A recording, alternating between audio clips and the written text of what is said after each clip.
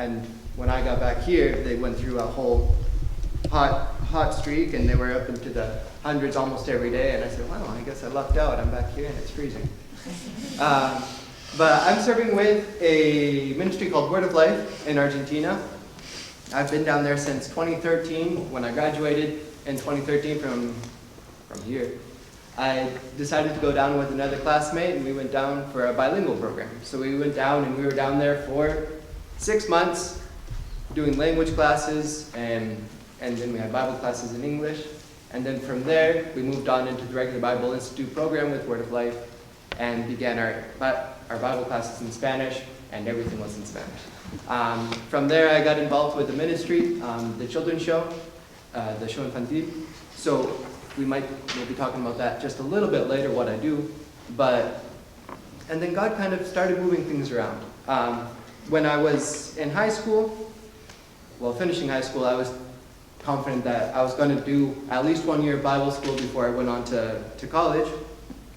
And my goal there was kind of to move towards what they call tent-making missions, or bivocational missions. So I was thinking I would go into English, or to learn to become a teacher, or something to do with medicine, to be able to go and be involved in different countries in ministry. But as I went through my time at the Bible Institute, God began to change that idea, and He began to give me different opportunities for ministry. And so as I finished my third year at the Bible Institute, and was looking at what I was going to do after that, whether I was going to do a fourth year or whether I was going to come back to the States to study, God put a couple verses in classes, and different people talking to me. And with those verses, He kind of directed me as to where my next steps were going to be. One of those verses is in Exodus 4. So this is a story when God is calling Moses to go and deliver His people, right? And so Moses goes out into the wilderness. He finds the burning bush. He goes near to the burning bush. Are you familiar with the story, more or less? Who can tell me what Moses said? He said, yeah, sounds good, let's do it, right? Chase says no. Does anybody remember what Moses began to say? You can talk, it's okay. He began to give excuses, right? That he wasn't a good speaker, that what if the people didn't listen, what if the people didn't respect him, what if the people thought he was lying when he said that he had seen God. And so as we get to Exodus 4, and Moses says, then Moses answered the Lord and said, what if they will not believe me or take seriously what I say? For they may say, the Lord has not appeared to you. And in verse 2 it says, and the Lord said to him, what is that in your hand? And he said, a staff. So, we have Moses trying to get himself out of this situation, trying to get himself out of this calling that God is giving him. And God asks him just a simple question, what's in your hand? And Moses looks down, he's got a shepherd's staff, because he was a shepherd in the middle of nowhere. And so he says, it's my staff. And then it goes on, and God turns his staff into a viper, and then he tells Moses that he can use that as a signal or sign when he goes into Pharaoh. And what kind of I began to understand there is when God calls someone, it's not because of something that we have. It's not because of who you are, or it's not because of some fantastic talent that you have, or it's not because you prepared yourself for many, many years. Although all of those things can be important. But God is calling you with what you have. God calls you with the resources that you have. But also He equips you for the task that He has for you. And as I studied in the Bible Institute, I was involved with a group called Vestuario. We're in charge of all the production side of what we do on campus at Word of Life and some of the traveling teams. So we build sets, and I do lighting, and those are things that I began to learn down there. And I learned how to hang lights, I learned how to focus, I learned how to connect things, fix, do maintenance. And these are a lot of things that I had never really thought about doing in my life. But God began to put me in situations with people that would teach me how to do these different things. And as the years went on, I began to have more and more responsibilities within that area. And I began to understand that God had been equipping me for something that I hadn't really been looking for. Because I was also involved in the Christian school there. I was teaching English and trying to get experience with that because I was certain that that was what God was calling me towards. But as I finished my time there, I began to understand that He had been pushing or equipping me for something completely different. And then if we go to the other side of the Bible in Revelations, and we go to what is the letter to the church in Philadelphia. And it says in chapter 3, and I'm going to read verse 7 and 8. It says, "And the angel, or divine messenger of the church in Philadelphia, write, These are the words of the Holy One, the true One, the one who has the key to the house of David, who opens, and no one will be able to shut, and he who shuts, and no one opens. I know your deeds. See, I have set before you an open door which nobody is able to shut. For you have little power, and have kept my word, and have not renounced or denied my name." And as I went through this class, one of the classes there in third year is Daniel and Revelations. And we had to sit down and study each of these letters and we had to write different papers on them. And one of the things I began to see is that God, referring to Himself as the one who holds the key of David, the one who opens a door that nobody can shut, who shuts doors and nobody can open them.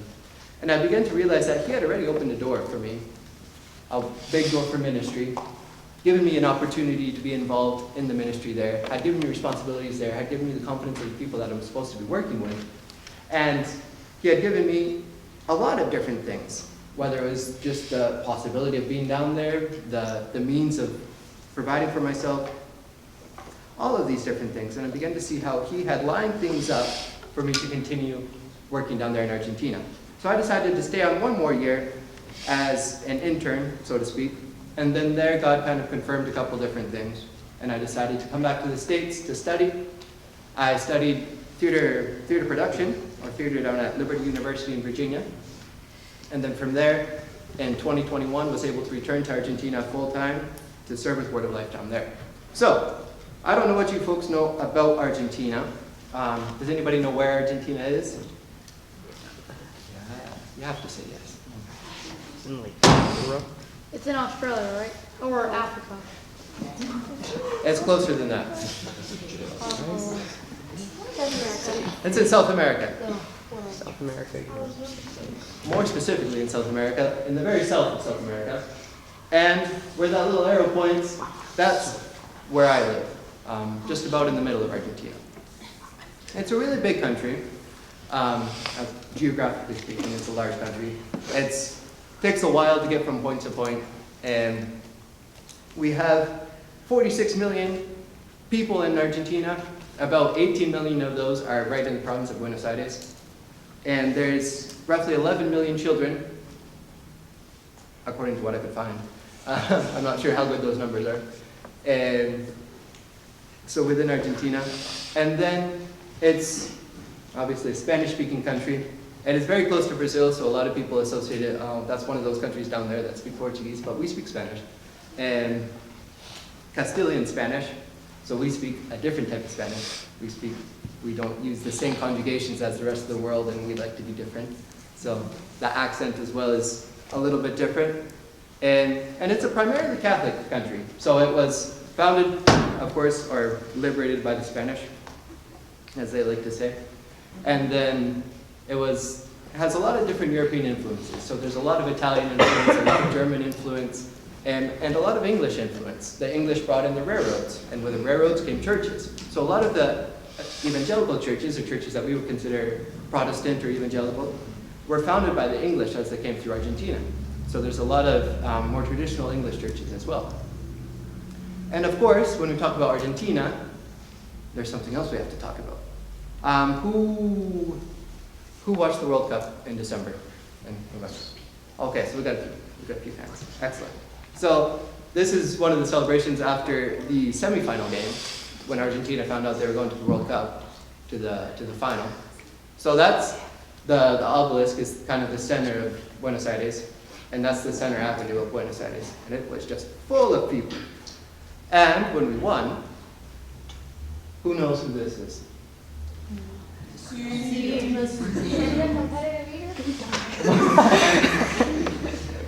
Messi, the GOAT of football. Of course, we won the World Cup on the 18th of December last year, and with this wonderful team that led us to victory, and we're eternally grateful to them. But of course, so we had to go out and celebrate, and they said that on the day the selection was going to come back, and they were going to do a little loop around the city to bring the trophy and present it to the people. And so we went, and they said there was around 5 million people on the streets that day to receive the team. And who knows the population of Maine? 1 million, around there. Yeah, I don't know. I think we're at 1.3 here. So that would be about, what, 4 times the state of Maine on the streets that day to receive the team. So it was an exciting celebration. Everybody was happy, everybody was singing. And we sang for a very long time because the team didn't end up coming because they couldn't move, because there was too many people. And they got about 6 miles down the road from the training camp there, and they had to turn around and leave in helicopters. So we just enjoyed and celebrated that we had won the World Cup. And so Argentina is also a very diverse country. And South America sometimes is just associated with what we in the States are familiar with, so like maybe Central America or Mexico. But it is a very diverse country. So all the way down south, and you have the southernmost city in South America is Ushuaia, which is there down on the bottom. So you have the glaciers, you're very close to Antarctica there, and very cold fishing city. And then you have Las Pampas, which are just the grasslands, which is a large majority of the middle part of the country.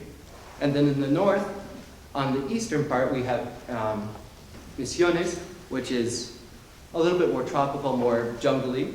And then there's the waterfalls of Iguazu, which is a very beautiful national wonder, or a natural wonder. And then in the west, you have drier desert lands. As you go up into the mountains, just very dry brush, and then some beautiful mountains, beautiful colors as well. So it's a very diverse country. It's a very special country in that as you go around and meet different people, a lot of very welcoming people, a very warm culture. And like one of the things that people always say as they go down is, like one of those differences is when you sit down to a meal, you're not just sitting down to a meal, you're sitting down to talk and etc. And it can last for hours, just one meal as you sit and talk and chat. And so it's a very special country, a very diverse country with a lot of different people, but also there's a great need in Argentina. So with Word of Life, our goal is to work with the youth, with young people, and with the churches to provide tools for the churches and to be able to reach the young people in Argentina. And our local church ministry, one of their mottos is to reach every person in Argentina, or every young person in Argentina, through a young person in Argentina. So to be able to train and prepare young people to reach their peers and to reach others. And so Word of Life is involved with several different areas of ministry in Argentina. And one would be local church ministries, so working with local churches, doing Bible clubs, doing what used to be Teens Involved here, I'm not sure if they still do Teens Involved, doing soccer marathons and basketball tournaments, different things like that. But also on campus, we have summer camps, we have winter camps, and different conferences. And then we have a traveling team as well that goes, or several traveling teams as well, that will go out and do different projects, or we have, of course, the show infantil that I talked about. So my responsibility down there is gospel productions. So like I said, we work with all the production side of things, building, setting up, tearing down, moving, and preparing programs, writing stories, producing them, all of that technical side of things. So it varies a lot day to day on what I do. One day I'll be in the office, and then the next day I'll be building, the next day I'll be at meetings, or we might be on the road. So it's a very varied ministry. We stay busy, but my two responsibilities are pretty much broken down into two areas, the vestuario and show infantil. Vestuario is our workshop, so that's where we build our sets, we build our costumes, and we prepare all the things for these presentations. And then the show infantil is a traveling group of students. So we have our Bible Institute students who are assigned a ministry. So if their ministry assignment is with us, with the show infantil, we'll have a group of 30 to 35 students that will travel with us throughout the year. So for the first few months, they'll be practicing, they'll be rehearsing, and then they'll learn the program. And then from August to November, we leave on the road, and we travel around to the different provinces, different cities, to present this story. So, as we arrive to different locations, we set up, normally coordinating through local churches or through local believers there that will make contact for us. And then we'll show up somewhere, and we set everything up. It takes about an hour to set everything up. It takes about an hour for the presentation. One of us will go out and share the gospel afterwards, and then the students will go out and share one-on-one with the people in the public. And then we tear everything down and get back on the bus and move to the next location. So as we go out on tour, normally the tours are between 9 and 10 days, and we shoot for around 3 presentations a day. So a 3 presentation day is normally about 12 to 14 hours, and then move to the next city where we are, and then continue to do this. And we can be really anywhere. And this year we were in 7 different provinces, sometimes in the city, sometimes in the middle of nowhere in a little town. And in October, we were in the north of the country in Formosa, and one of the hottest places in Argentina. And in October, which is early spring for them, it was well over 100 degrees. And so when we arrived, there was nobody on the street, there was nobody anywhere. And so we just kind of had to hang out and wait for people to start moving around a little bit after the heat subsided a little bit. And then we actually did this presentation there in that town for an indigenous community. And then we're also, our last presentation of the year was with a group, has anybody heard the name Luis Palau? Some of the more mature folks. And Luis Palau is an evangelist. He used to be on the radio. I don't know if people listen to the radio anymore, but he used to have like a minute thing that he would say on the radio. And he's in Argentine, so his foundation does festivals in different countries, and they bring in different Christian artists that are popular in the region, and then they do evangelistic presentations and evangelistic programs. So we were invited to close the Children's Festival this year with a show infantil. So we presented, and then we're able to then preach and share the gospel. So as I said, our program, we present the story, we present a story normally that somehow correlates to the gospel. This year, for example, it was 4 young people, 4 kids, that had to go on a treasure hunt. So they go throughout the city and they learn different lessons about being a good friend, or about understanding our mistakes and asking for forgiveness, or the importance of using our imagination, different things that we can use to kind of sell the program as we go to schools. So if we go to a public school and say, hey, we're bringing this story that talks about how important it is to be a good friend, or the importance of eating well, or the importance of using our imagination, that's appealing socially to the schools, because those are important values that the school considers important for the students. So that gives us an opportunity to then go into these schools and present them with the gospel. So at the end of the story, we make that tie-in with the gospel. For example, well, this story, the last scene, they find a final treasure map and they open it up and it's the wordless book cross. So that's a very easy jump for us then to explain, well, all of us, or the final song goes through the different colors, of course explaining that we're sinners, that Christ died for us, that God loves us, and that we have to accept Christ to be clean, etc. So, as we go out and make that final tie-in and kind of explain the story, and then give the invitation, and then our students will go out to share with the people that are in the public, in the crowd, and be able to do some one-on-one time with them. And then as well, I'm able to be involved with a local church down there. It's the church has been around for 8 years, I guess now. We just celebrated our 8th anniversary there. And we're right outside the city of Buenos Aires. Well, not right outside. The city of Buenos Aires is one of the bigger metropolitan areas in the world. It's one of the 15 biggest cities in the world. And because it just kind of keeps going on. You have the city center, which is about 3 million people, and then it just continues to grow and grow and grow. And so we're kind of on the western edge of the city, and in a very poor area, and a very difficult area. And a lot of what we find is a lot of resistance from family members. So, like most of you are around the age where things start to get difficult, and there's a lot of different influences. So imagine that you wanted to go to youth group, and your parents said, no, you shouldn't go to youth group, you should be out partying, because it's Friday. Does that happen here? Is that kind of a personal thing, or? That's what we see a lot, is parents, family members saying, no, I don't want my kid going to youth group because he should be out, whatever. And so there's a lot of difficult influences as well. And life for these young people isn't necessarily easy, and they have a lot of very, very complicated situations that they have to live through. But on the bottom there you can see our group of young people, and then on the top there's an activity that we're doing, an evangelistic activity.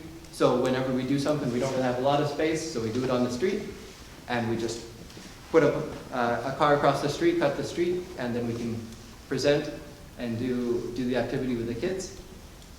And that's our church building, and it's probably about 1/8 of the size of this room. But it's the place that God has allowed us to be, and to be in an opportunity to outreach into that community. And so that's all the pictures that I have. But I was wondering if you folks had any questions, if you have any curiosities. No. Easy. So, I guess my closing will be this. A lot of times, as you go through school, as you're getting closer to the end, and everybody is asking you, what are you going to do after you graduate? Or what are you going to do when you grow up? Or what are you going to do when you finally finish school? Or where are you going to study, etc.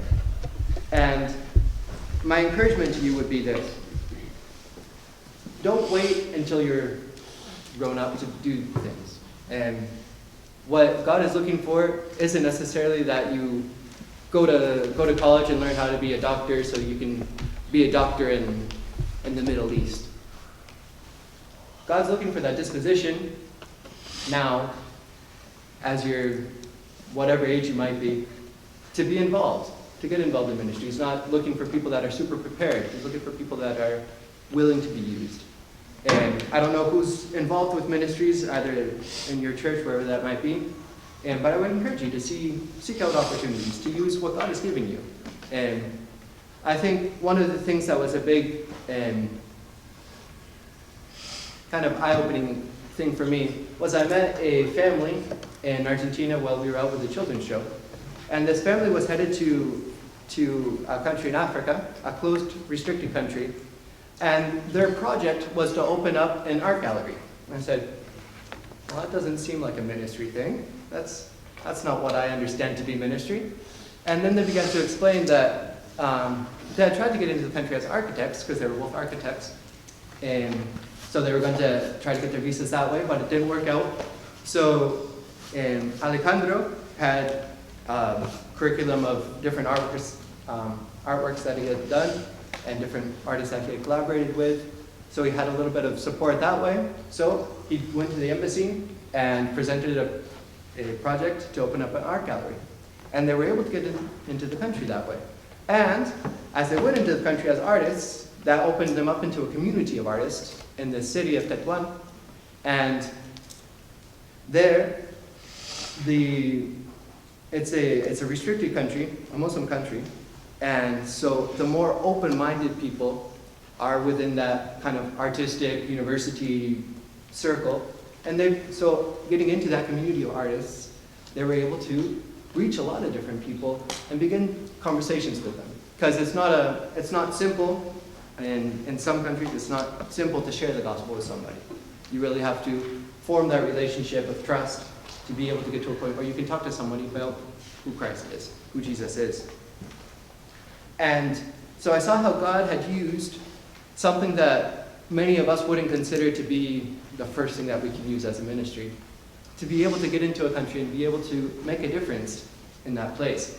And I began to understand that God there's no cookie cutter form for a missionary. A missionary isn't someone who just plants churches, or a missionary isn't just someone who teaches English or works in a Christian school, or all of these different things that we hear a lot of as people are going out into different countries. Missions is a very broad thing, or ministry is a very broad thing. And it's just God using what He's equipped you with. Each of you has a talent, each of you has different capabilities, and some of you are still learning, and some of you are still growing in those different talents. And that's what God wants to use. You don't have to be something special, you don't have to be something different, you just have to be willing to be used by God. So, if you do have any questions, I'll hang around for a bit, and we can chat afterwards. But if not, I'll pray, and you guys can go back to class to continue learning, because that's important. Heavenly Father, I thank you for this day. I thank you for these young people. I thank you for the opportunity that they have to be in a Christian school, where they can have the godly influence of their teachers, the staff. Father, I thank you for what they're doing as well. And I pray that you'll be blessing these young people as they go out, as they continue to learn, as they continue to grow, that you would be working in each of them, that you would be moving them towards the ministries that you have for them, towards the work that you have for them. And knowing that each one of them is part of your masterpiece, part of your handiwork, and that you have a plan for good works for them. Father, I pray that you would bless each of us in this day, that you would continue to guide us through this day. In your holy name I pray. Amen. Thank you very much.